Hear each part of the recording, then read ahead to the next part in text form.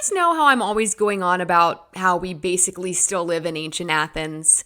Well, I'm back at it this week. No, Athens is not considered a lost city. I'll get to the point soon. After last week's episode about Shakespeare, right, I've been trying to think up other literary greats that were even halfway on his level. And the first guy I thought of was Homer. Homer, like Shakespeare much later, was a bard. He was like the original bard. He was a poet from ancient Greece who lived around the 700s BC, most well known for writing the epic poems the Iliad and the Odyssey. And it's the Iliad that I'm particularly interested in today, because in this poem, Homer describes an ancient city, even ancient for Homer's time, called Troy. The Iliad is kind of like the prequel to the Odyssey, and it's all about the end of the Trojan War and the fall of this city called Troy. Then the Odyssey picks up after that with the main character Odysseus journeying home after that war. But anyway, the Iliad and the Odyssey are, we think, works of fiction, right? Homer was not a historian, he was a poet. So although most learned people were familiar with the story of Troy and the Trojan War, few believed it to be a real place until its crumbling, almost 5,000-year-old remains were discovered just beneath the soil in northwest Turkey. Let's fix that.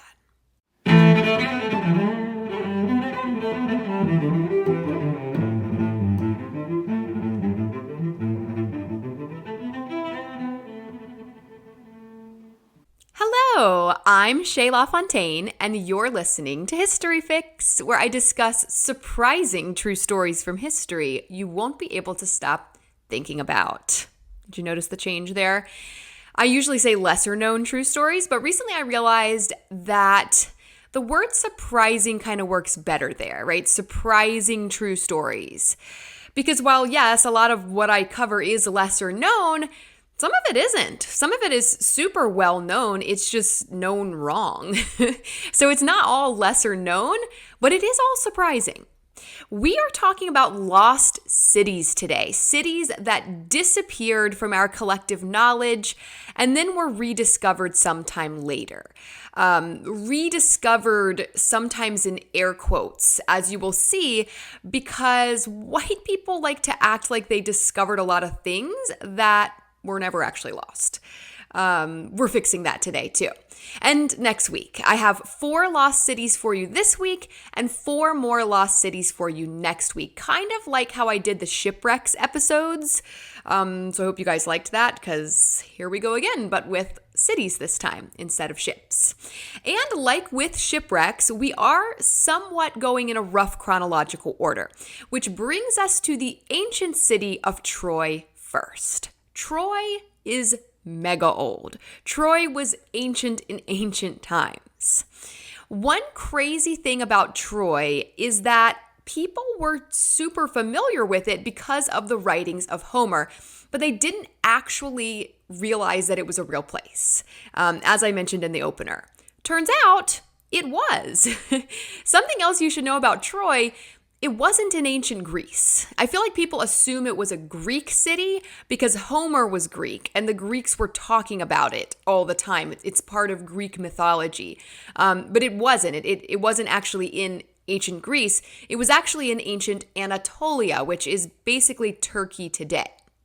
The reason Homer talks about it is because in the Iliad, in this epic poem he wrote called the Iliad, the Greeks are fighting against the Anatolians who lived in the city of Troy.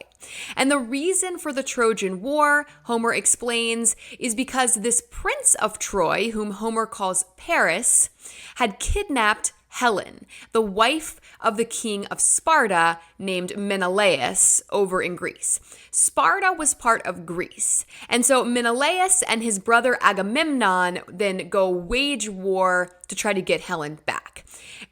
It's also confusing because she's called Helen of Troy right? But she wasn't from Troy. She was from Greece, but she's associated with the Trojan War and like the start of the cause of the Trojan War.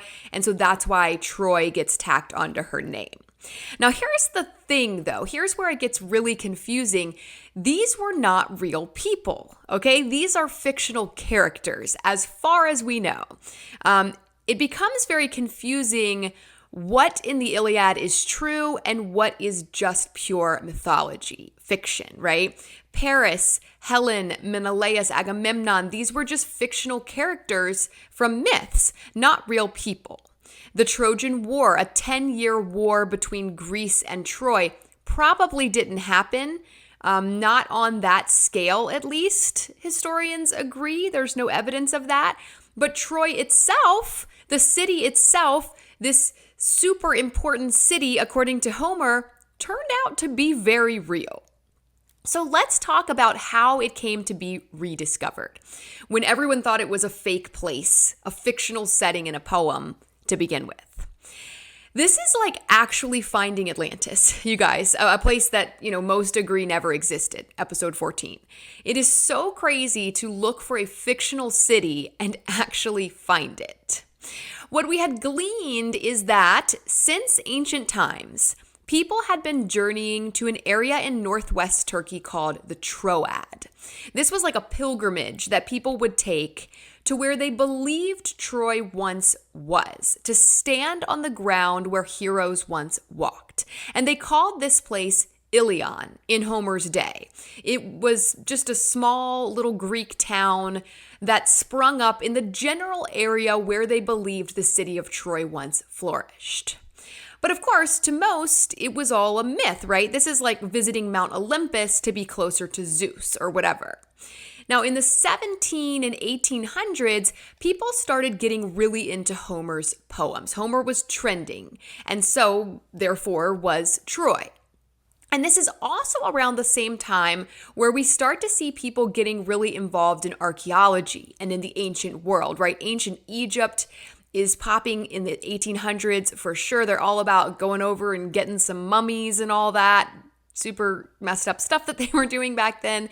So some folks who believed it was real, who believed that Troy was a real place, they start to look for Troy.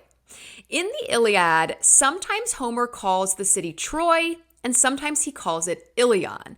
He uses these terms interchangeably, which is confusing, but what we thought at the time was that Troy was a fictional place from a mythological poem, right, set well before Homer's day, and Ilion was the real place, this small little Greek town where people went to pilgrimage to this sort of symbolic Troy during Homer's day to pay their respects to the heroes or whatever. And then, according to ancient records coming from the Hittite people who lived in that same region, their version of Troy was called Wilusa.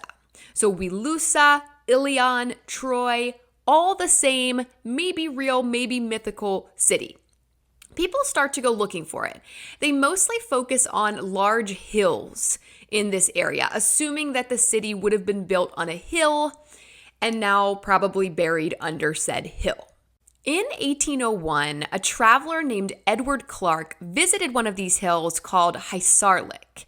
And while he was there, he found coins and inscriptions. And he identified the place as Ilion, the small town where people used to pilgrimage to in Homer's day. These coins, these things that he found were from the time of Homer. But what he and the world didn't realize then is that Ilion and Troy were in fact the same place. They were always the same place. The people of Homer's day taking those pilgrimages had gotten it right. They knew what they were doing after all. They were going to the actual site of ancient Troy. And another 70 years would go by, though, before we would realize this, before we would realize the actual significance of Clark's find. Another man named Frank Calvert lived near this mound, this hill called Hyssarlik. And he was an amateur archaeologist himself, and he was intrigued by the hill. He was always intrigued by this hill. So when a German businessman turned archaeologist named Heinrich Schliemann visited the area in 1868, Calvert told him exactly where to look. Okay, Schliemann comes bearing this copy of Homer's The Iliad, looking for the ancient city of Troy. And Calvert sees him and he's like, I mean, if you're looking for Troy, you might want to try digging around that hill.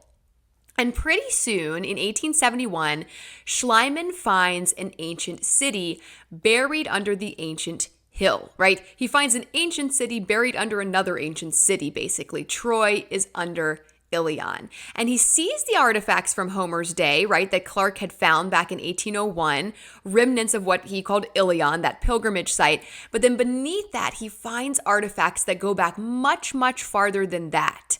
He finds silver and gold vessels. He finds jewelry, which he claims to be the jewels of Helen. And he announces to the world that he has found the ancient, lost, and questionably real city of Troy. The size and scale of the city, how ancient it is, the surrounding landscape, the location, all of it checked out. All of it pointed to this being Homer's Troy. So excavations begin, and they actually continue to this day. This is a really old city we're talking about. This thing was founded in like 3000 BC, and it was in use to some extent for 4,000 years. Now, the later part of that was actually the Homer era pilgrims voyaging there, right, to pay respects at these ruins, but that's still considered use. So they separated the ruins of the city into these layers, and each layer sort of represents a different time period.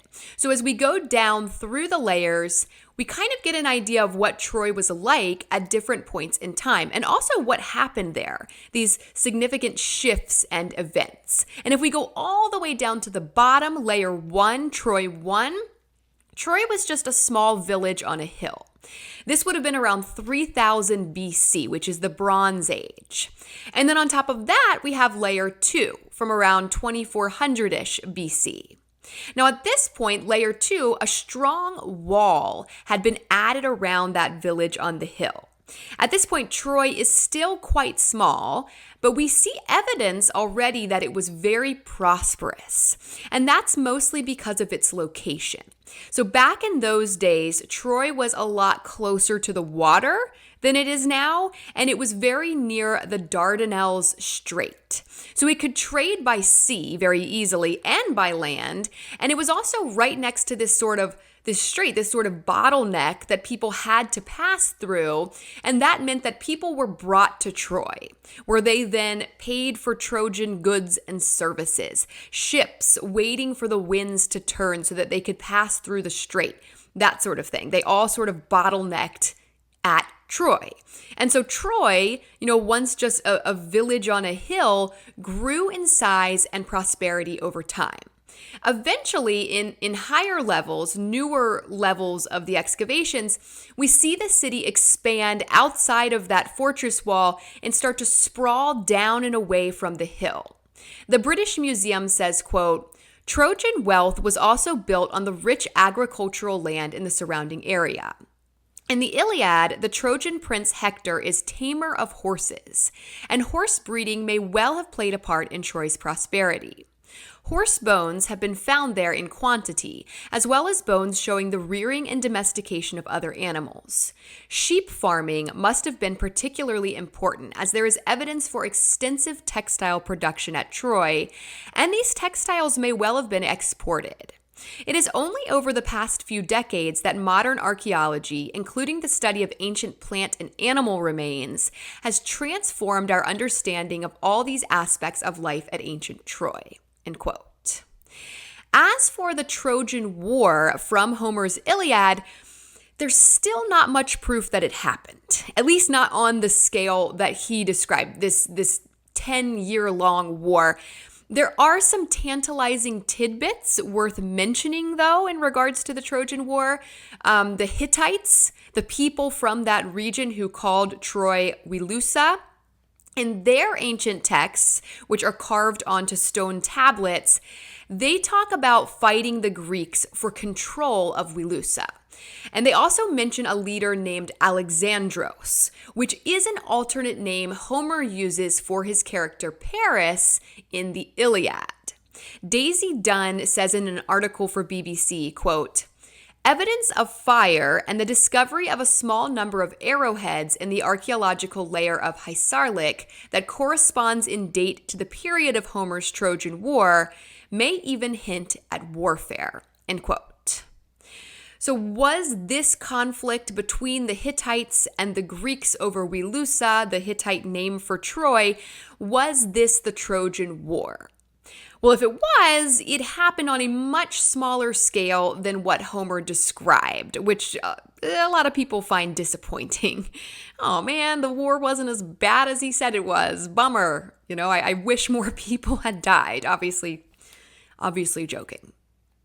We do know, according to the layers, according to this archaeological record that we've uncovered in layer form, like a cake, we know that Troy fell. Probably not because of a great war like in the poem, but it did fall into ruin in the late Bronze Age around 1180 BC. We don't exactly know why it fell, though. The British Museum says about this, quote, Troy fell into ruin at the end of the Bronze Age around 1180 BC, as did all the centers of power of the Mediterranean world for reasons that are not completely understood. The site was never completely abandoned, and its ruins must have remained visible for some centuries, probably up to the time of Homer, if the poet lived in the late 8th or early 7th centuries BC as thought.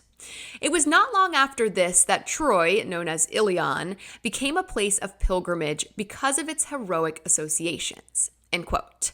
And now I really want to know why all of the centers of power of the Mediterranean world fell into ruin at the end of the Bronze Age. What? May have to revisit that. Let's move on to our next lost city, one much less familiar, Mohenjo Daro. What the heck was Mohenjo Daro? Samantha Shea writes for BBC, quote, in the dusty plains of present-day Sindh in southern Pakistan lie the remains of one of the world's most impressive ancient cities that most people have never heard of, end quote. Because while we knew, or thought we knew at least, a whole heck of a lot about Troy, we didn't know anything about Mohenjo Daro when it was discovered in 1911. Nothing. Who were these people living in this city of up to 40,000? They didn't appear to have a leader, no king or queen or emperor or pharaoh or anything like that. They didn't seem to have any major temples. Their central building wasn't a temple, it was a bath, essentially a swimming pool. John Roach writes for National Geographic, quote, a watertight pool called the Great Bath, perched on top of a mound of dirt and held in place with walls of baked brick, is the closest structure Mohenjo Daro has to a temple. Pacelle, a National Geographic explorer, says it suggests an ideology based on cleanliness. Wells were found throughout the city, and nearly every house contained a bathing area and drainage system, end quote. So, who were these mysterious germaphobes inhabiting this rather large city we knew nothing about so long ago in the middle of the desert? We're talking built around 2500 BC and already fell to ruin by 1700 BC. So just to clarify the setting here, the people who inhabited Mohenjo Daro were known as the Indus people because they lived in the Indus River Valley and flourished because of the fertile soil there. They were also called the Harappan civilization, and they were living at the same time, just to keep it all in context, they were living at the same time as ancient Egyptians and ancient Mesopotamians, who we know a whole lot about. But for some reason, after Mohenjo Daro fell to ruin in the 1700-ish BC, we just kind of forgot all about it, forgot that it existed. In 1911, archaeologists had caught wind, probably from local people, about some ancient brickwork discovered in this area of southern Pakistan. And that, of course, piqued their interest. But they got shut down initially. The Archaeological Survey of India, this government organization, determined immediately that the bricks had no significant historical value. They were like, yeah, there's some dumb bricks. Why do you guys care? And this postponed excavations until the 1920s. Now, once they did finally start excavating, they were completely blown away by the complexity of this ancient city. According to Shea, not me, Samantha Shea, who wrote the BBC article I read, quote, "The remains they uncovered revealed a level of urbanization not previously seen in history, with UNESCO lauding Mohenjo Daro as the best preserved ruin of the Indus Valley." End quote. Ha! Take that, Archaeological Survey of India. Just some dumb bricks, please.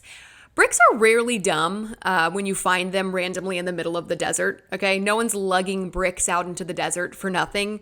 That's never just for fun. There's a reason there's bricks in the desert, and you should probably find out what that reason is. Now, Shea and Roach both talk extensively about this sanitation system in Mohenjo Daro. Remember, what would normally be a temple, their like main temple was actually just a big bathtub. These guys were all about cleanliness, and it shows in the infrastructure of their city. They had a citywide sewer system for disposing of waste on the level of sophistication of like a modern city. Most private residences had indoor toilets that drained into these sewers. And we see like indoor toilets in Egypt and Mesopotamia around this same time too. But these private toilets there were like super luxury and enjoyed only by the very, very rich. In Mohenjo Daro, everybody's got a toilet, a sanitary one that drains into this immaculate sewer system that they had set up. They've also uncovered over 700 wells, lots and lots of baths. These people were clearly bathing regularly. It was a big deal. They also built these super impressive flood defense platforms and like drainage systems to protect themselves from annual floods of the Indus River. Just like an ancient city of mysterious advanced plumbers here. I don't know what's going on. They were also very into trade, apparently, because we have found artifacts amongst the ruins, these very specific artifacts, little figurines, intricately carved pottery and jewelry. They had their own unique style of goods, their own look. And we find these all over, traded all over from Central Asia to the Middle East. We didn't know these things came from Mohenjo Daro because we didn't know Mohenjo Daro existed. But now that we do, and we found a lot of this stuff there, now we know, okay, they were trading extensively, just like trading and bathing, apparently. Now, what really sets Mohenjo Daro apart from the big cities of ancient Egypt and ancient Mesopotamia that we didn't forget about is that it doesn't have any major temples, as I mentioned, or like mansions, right? No elaborate residences. There's no sign that there was any central leader or elite group, like no nobles, no aristocracy. There's no palaces or anything like that to suggest that anybody was like richer than anyone else or like in charge of this city in some way. Everyone was just sort of middle class-ish. And this leads us to believe that it was probably ruled by more of like a group of elected officials, like a lot more democratic. It's very weirdly modern in a lot of ways. Like the people of Mohenjo Daro figured out things 5,000 years ago that took the rest of us way longer to figure out. Like we didn't realize that kings are bad and sanitary sewers are good until like 200 years ago. They were way ahead of the game. And it may be part of the reason they got forgotten about. You know, they didn't have this like all-powerful leader, this king, pharaoh, emperor, whatever, who wanted to be remembered forever and built monuments and temples and statues everywhere to ensure it. And maybe that's part of the reason it became lost.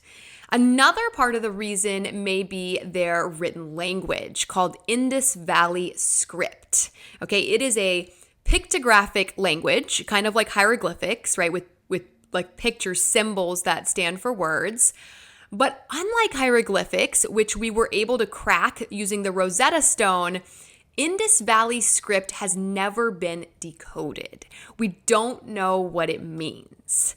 And that to me is just like so tantalizing. Like, can you imagine if we're ever able to crack it with some sort of future Rosetta Stone like discovery, and then we can read what these mysterious people that we know nothing about, we can read what they wrote. How amazing would that be? Now, starting around 1900 BC, Mohenjo Daro began a 200-year descent into ruin. And we know it started in 1900 because we start to see some neighborhoods in the city fall into disrepair about that time, right? Houses aren't being repaired anymore by 1900 BC, which suggests that people are no longer living there. We see fewer personal items appearing starting at that time as well. It seems as though people were leaving the city starting in 1900, and then by 1700 BC, it had been more or less deserted. Now, we aren't totally sure why, but it's probably due to climate factors, environmental shifts. It's possible, some believe it's possible that the Indus River changed its course around that time, which would have affected agriculture, right? The Indus River was everything to this people. It was the only reason that they were able to live there at all. Without it, they were just out in the desert. So if something happened there, it's possible they were forced to pick up and move elsewhere. But we really don't know. We don't know much about Mohenjo Daro at all. But the level of sophistication we have found there is truly unexpected and fascinating. So we've been to Turkey, we've been to Pakistan. Let's go to the other side of the world now, to Guatemala, to the ancient lost city of the Maya, El Mirador. So we're trading deserts for jungles now. If you want to know more about the Maya, I have a whole episode about them, episode 39. The Maya are often seen as this really mysterious group of people that sort of vanished even, right, for the most part, before Spanish explorers arrived and left us with all these questions about them. It's led to a lot of mysticism and fringe theories, like with the Mayan calendar debacle, right, the world ending in 2012.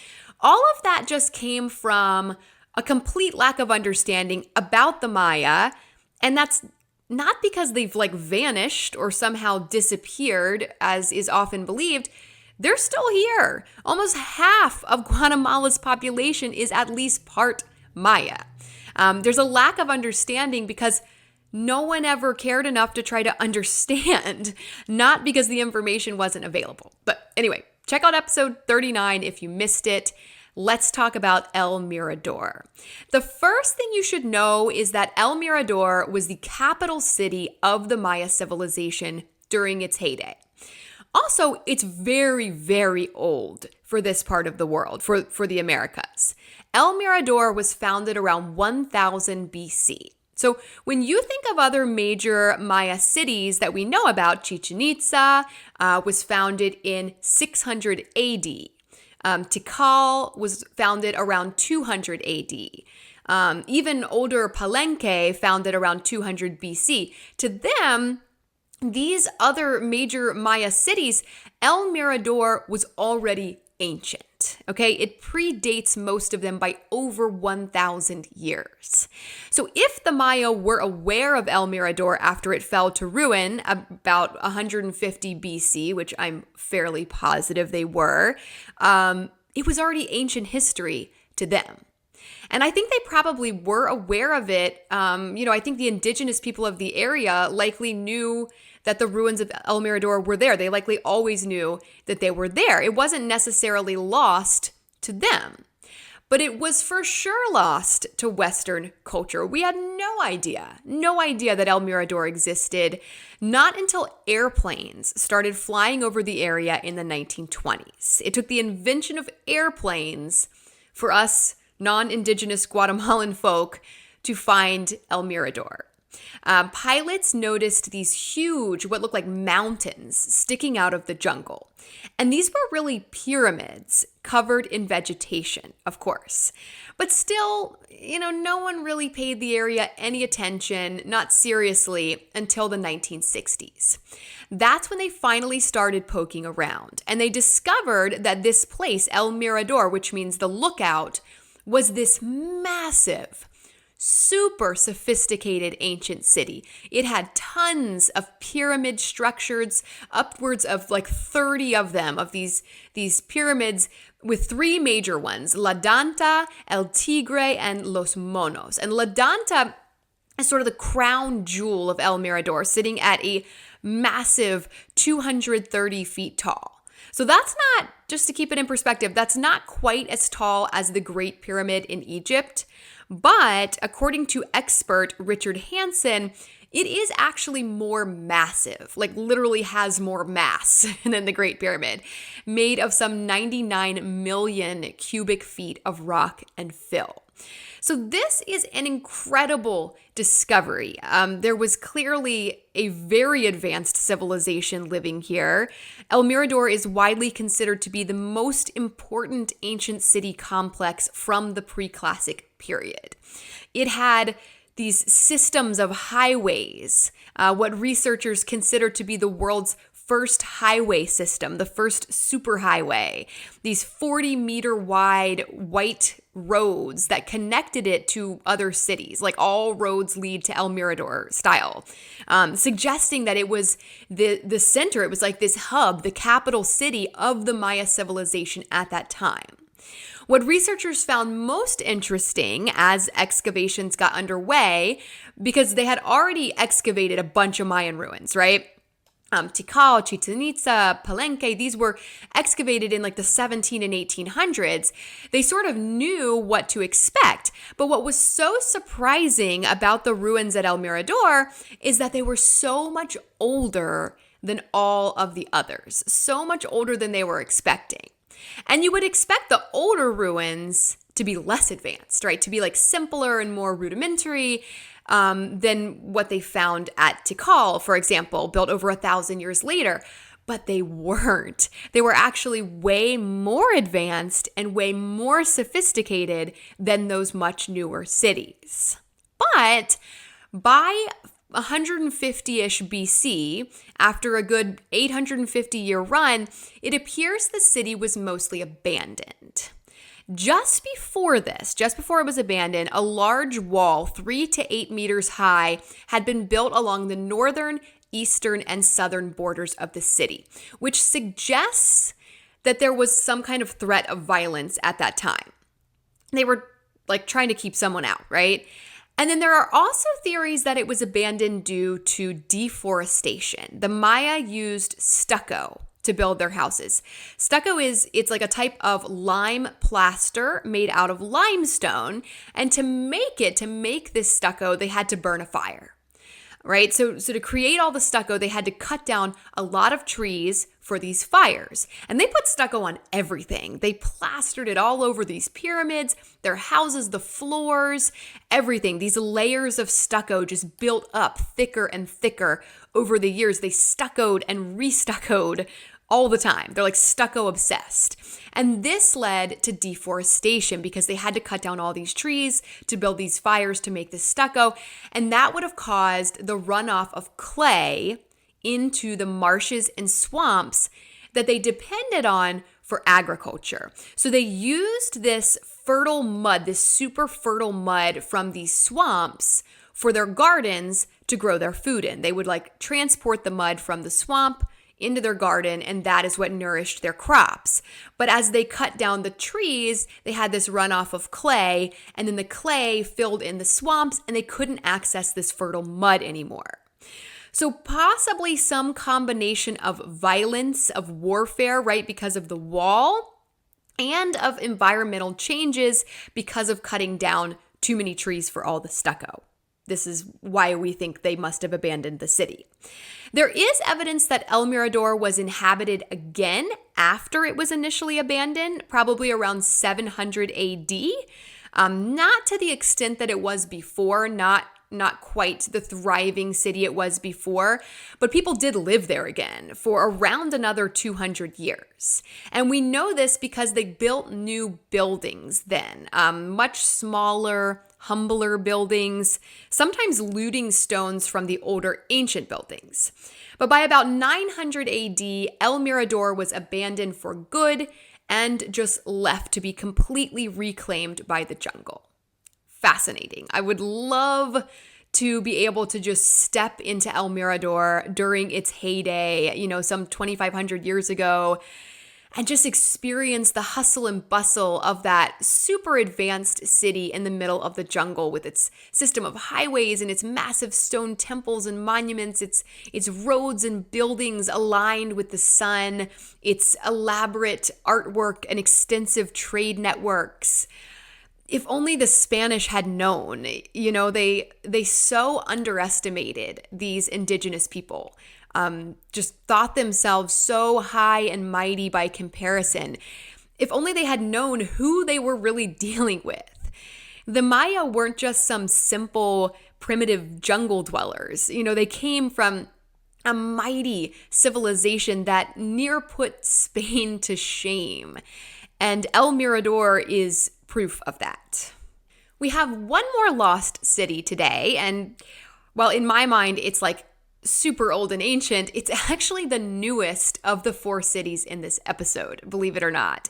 And it's one I've talked about extensively in episode 18 already, but I couldn't leave it out: Pompeii. So if you already listened to episode 18, this will be more of like a refresher. And if you didn't listen to episode 18, check that one out because I go like way, way deeper in there. Okay, so Pompeii was an ancient Roman city established around 700 BC. It wasn't a major or like super notable city at the time. It was more of a working class town, right? Average, everyday people living their average, everyday lives. It was on a port, right? It was a port city. So it saw a lot of action because of that. But otherwise, it was just like pretty normal, right? We probably wouldn't even know all that much about Pompeii or like care all that much about it because it was so unnotable and like working class and boring, except that something pretty major happened there in 79 AD. The eruption of Mount Vesuvius that destroyed the entire city, burying it in a thick layer of ash and debris that later hardened into rock. Okay, so we know this. We know that this happened, this volcanic eruption. It is well documented. We have whole play-by-plays recorded, which I go into in more detail in episode 18. We know that there was an ancient Roman city called Pompeii and that it was destroyed along with a couple of other towns when Mount Vesuvius erupted. And then I guess we just dusted our hands and walked away. Like there were always people who knew it was there. It just wasn't worth anything to us for a long time, right? It was way more trouble than it was worth. It was buried under volcanic rock. But we know people were aware of it because it appears on a map from the 300s, around 200 years after it was destroyed. But just nobody cared. Nobody could be troubled to dig it up. Soon after that, the Roman Empire collapsed. It was the Dark Ages, right? People were just trying to survive. Then, in 1595, Pompeii was stumbled upon by a famous Italian architect named Domenico Fontana during the digging of a canal. They just kept running into stone walls while they were trying to dig this canal. But Fontana just sort of makes a note of it and moves on. They still aren't trying to do any kind of excavation or anything like that. And a big part of that was probably because 1595 was during the Inquisition, when people were being killed left and right for not being Christian enough. WWJD, right? Because that's totally what he would do. Sarcasm. So bringing attention to, or like seeming to be interested even in anything ancient Rome was actually potentially life-threatening at that time. Ancient Rome being pagan, of course. So Fontana just makes a note and moves on. Like, we'll just leave that right there. Not interested at all. Super Christian. Don't worry. Ancient Rome. Ooh, gross. Moves on. In 1748, Pompeii is discovered once again by a farmer who is plowing a field. He's just plowing along, and his plow flips over a marble column. And he's like, now what's that doing here in the middle of my field, right? And this sets off excavations at Pompeii. But mid-1700s, like there's no scientific integrity Archaeology is barely a thing. They are butchering the excavations and they are letting tourists in left and right. They're letting tourists just like take whatever they want, cart off these ancient artifacts, ripping entire stucco murals off of the sides of houses. Terrible, terrible. Today, you can easily tell which parts of Pompeii were excavated first because everything has just been completely looted, right? The artwork is missing off of the houses that they discovered first. And it happens this way for way too long until around the mid-1800s, when we see a major step up in the scientific integrity of archaeology.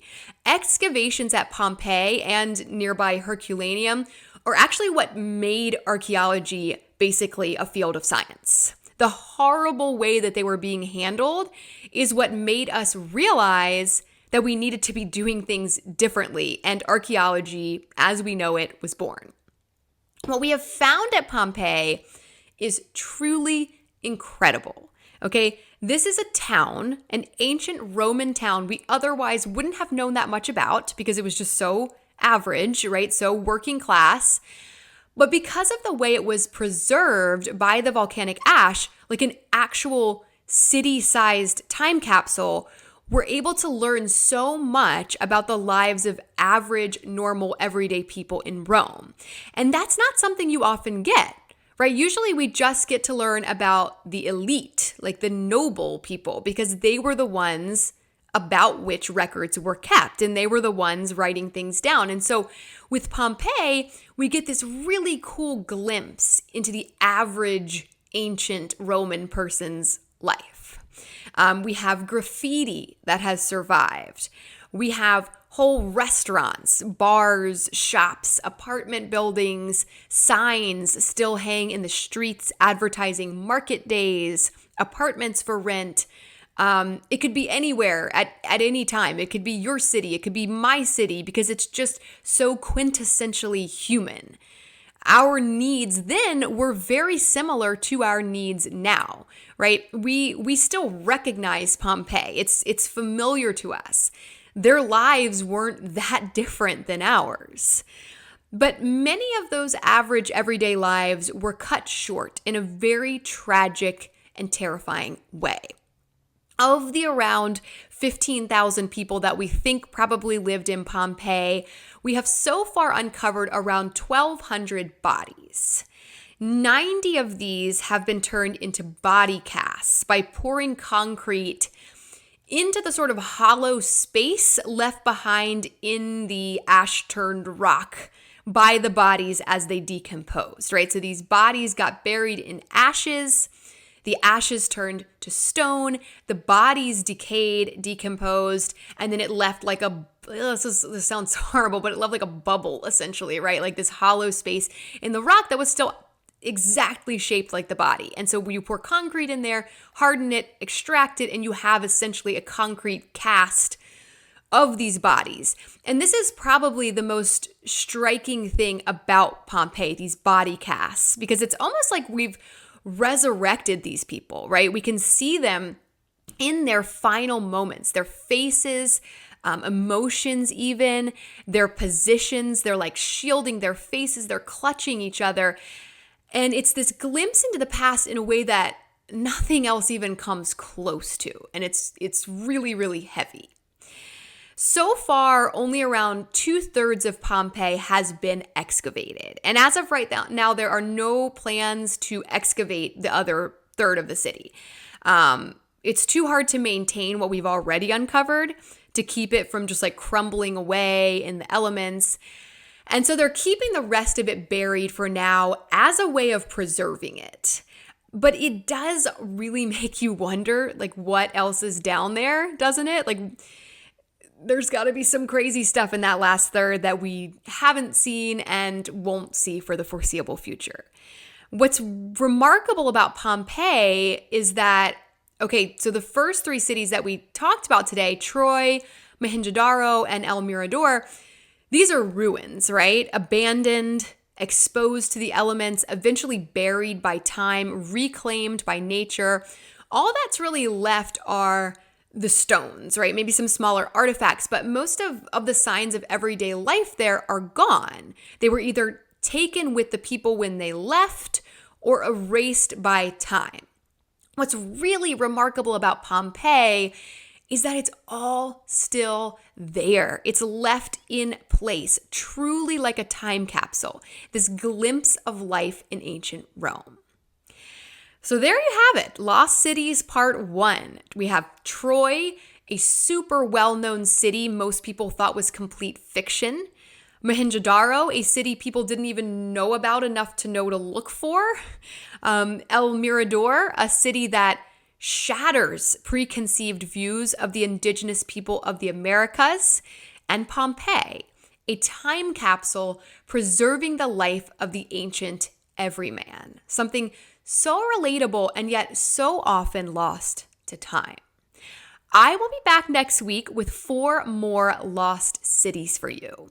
The underwater Egyptian port city of Heraklion, Petra in Jordan, and then we'll head back to the jungle, this time in Cambodia, with the only lost to white people city of Angkor.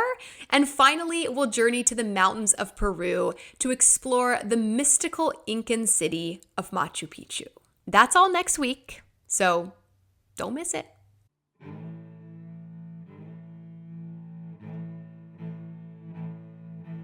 Thank you all so very much for listening to History Fix. I hope you found this story interesting and maybe you even learned something new.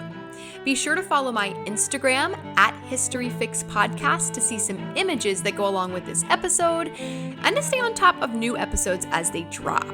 I'd also really appreciate it if you would rate and follow History Fix on whatever app you're using to listen and help me spread the word by telling a few friends about it. That'll make it much easier to get your next fix. Information used in this episode was sourced from the British Museum, BBC, National Geographic, Smithsonian Magazine, and Wikipedia. As always, links to these sources can be found in the show notes.